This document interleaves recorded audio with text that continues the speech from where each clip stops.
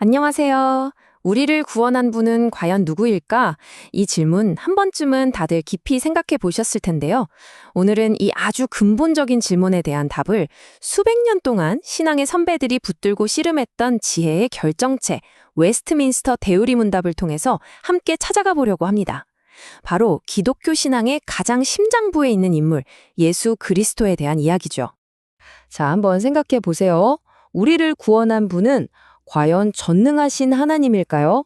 아니면 우리처럼 연약한 인간일까요?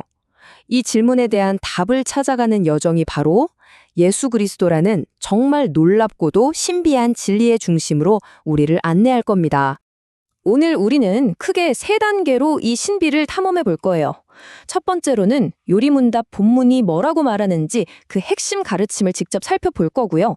두 번째로는 조금 어려울 수 있지만 정말 중요한 개념인 한 인격 두 본성이 무슨 뜻인지 파헤쳐 볼 겁니다.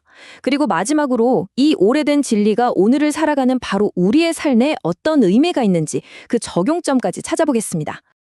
네, 그럼 첫 번째 순서 요리문답의 핵심 가르침입니다. 과연 수백 년 전 신앙 고백은 우리의 중보자, 즉 우리와 하나님 사이를 이어주는 분에 대해 뭐라고 말하고 있을까요? 36문답부터 40문답까지 한번 쭉 따라가 보겠습니다.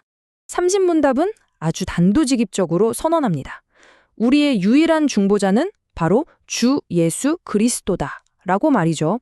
근데 여기서 정말 중요한 건 그분의 정체성인데요.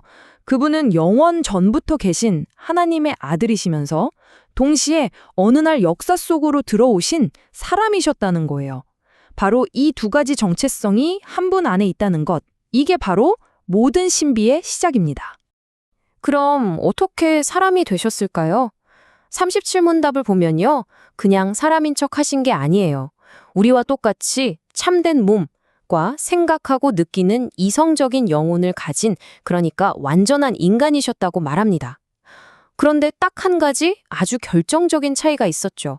바로 죄는 없으셨다는 겁니다. 자, 여기서 이제 질문이 꼬리를 물죠. 그렇다면 왜 중보자는 그냥 착한 사람이면 안 되고 반드시 하나님이셔야만 했을까요? 38문답이 그 이유를 아주 명확하게 설명해 줍니다. 쉽게 말해서 온 인류의 죄에 대한 하나님의 그 무한한 진노를 감당하고 또 그 죄를 완전히 덮을 만한 무한한 가치를 지닌 희생을 치르기 위해서였어요.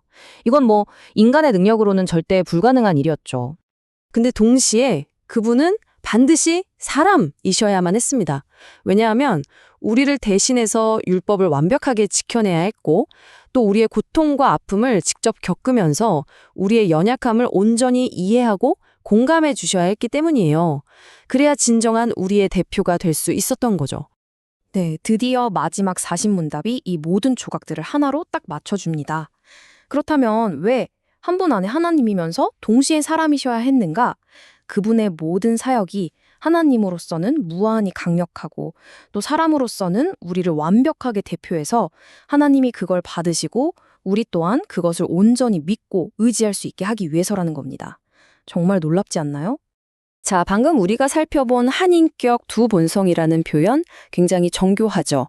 아니, 왜 이렇게까지 복잡하게 정의해야 했을까 궁금하실 텐데요. 그 답은 사실 이 진리를 지켜내기 위한 초대 교회의 아주 치열했던 싸움 속에 있습니다. 이 엄청난 신비를 인간의 언어로 설명하려다 보니 여러 가지 오해와 잘못된 주장들이 생겨났어요. 예를 들어 예수님은 하나님이 아니라 그냥 가장 뛰어난 피조물이야 라고 주장한 아리우스주의가 있었고요.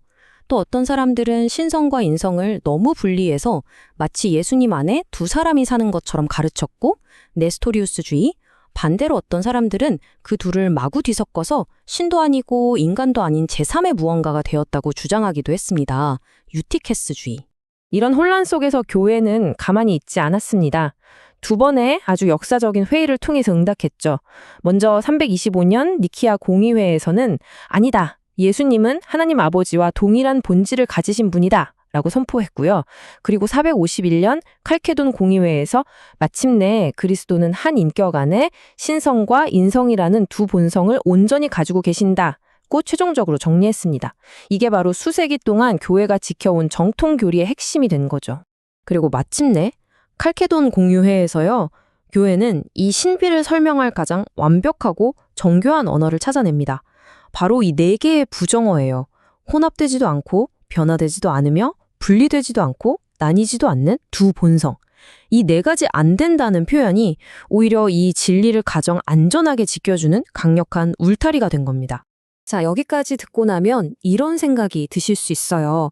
알겠다. 그런데 이 수백 년 전의 어려운 신앙 논쟁이 지금을 사는 나랑 대체 무슨 상관이지? 아주 좋은 질문입니다. 이제부터 이 진리가 어떻게 우리의 일상 속으로 생생하게 들어오는지 한번 살펴보겠습니다. 이 교리를 우리 삶으로 한번 가져와 보기 위해서 잠시 이 질문을 스스로에게 던져보면 어떨까요? 요즘 내 삶을 가장 힘들게 하는 고민은 뭘까? 한번 생각해 보세요. 이건 저희 교리 공부 시간에 한 성도님께서 나눠주신 아주 진솔한 고백인데요. 예수님이 내 모든 상황을 다 아시고 기도해 주신다는 사실이 마음에 깊이 와닿았어요. 직장에서 스트레스 받을 때 덜 외롭게 느껴져요. 아까 우리가 봤던 39문답, 우리의 연약함을 몸소 느끼신다는 그 진리가 이렇게 실제적인 위로가 되는 거죠. 그럼 이번에는 반대로 그리스도의 신성에 한번 초점을 맞춰볼까요? 그분이 하나님이셔야만 했던 여러 이유들 중에 여러분에게는 어떤 부분이 가장 크게 와 닿으시나요? 이게 왜 우리의 구원의 확신과 연결될까요? 이것도 다른 성도님의 통찰인데요. 그분의 희생이 무한한 가치와 효력을 갖는다는 점이요. 제 구원이 제 노력이나 자격에 달린 게 아니라 그분의 완벽한 사역에 달려있다는 완전한 확신을 줘요. 네, 바로 38문의 진리죠. 그리스도의 신성은 우리 믿음에 흔들리지 않는 반석이 되어줍니다. 우리의 구원이 얼마나 안전한지 깨닫게 해주는 거죠. 그렇다면 이 신성과 인성, 이 두 본성은 도대체 어떻게 공존하는 걸까요? 답은 놀랍도록 단순합니다. 바로 이 숫자 하나입니다. 하나의 인격 안에서 이 모든 게 이루어집니다. 분리된 두 존재가 아니라 온전한 한 분이시라는 사실, 이게 모든 것의 열쇠입니다. 이 교리가 우리 삶에 가져다주는 균형은 정말 놀랍습니다. 보세요. 우리는 전능하신 하나님께 기도하기 때문에 확신을 가질 수 있고요. 동시에 우리의 모든 것을 공감하시는 친구에게 기도하기 때문에 깊은 친밀감을 누릴 수 있습니다. 그분의 신적인 희생이 나의 인간적인 실패를 덮고도 남는다는 사실에 안심하고요. 그분의 인간적인 순종 덕분에 우리가 하나님 앞에 담대히 나아갈 수 있게 되는 거죠. 자, 이제 우리가 나눈 이 모든 조각들을 하나로 묶어서 우리의 중보자이신 예수 그리스도에 대한 아름답고 완전한 그림을 그려보면서 마무리하겠습니다. 이 모든 내용을 종합하면요, 기독교 신앙이 가진 가장 독특하고 위대한 지점에 도달하게 됩니다. 세상의 다른 종교들은 창시자가 길을 가리켜 주지만 기독교에서는 예수 그리스도라는 인격 자체가 바로 길이고 진리고 생명입니다. 그분을 빼놓고는 복음 자체가 아예 성립되지가 않는 거죠. 오늘 나눔을 이 마지막 질문으로 마무리하려고 합니다. 여러분이 인생의 가장 큰 두려움이나 가장 깊은 실패와 마주할 때 누구에게로 또 무엇에게로 향하십니까? 오늘 우리가 나눈 이 진리가 우리의 모든 문제에 대한 유일하고도 완전한 해답이신 그분, 전능한 하나님이시자 가장 가까운 친구이신 예수 그리스도를 온전히 바라보게 하는 이정표가 되기를 바랍니다.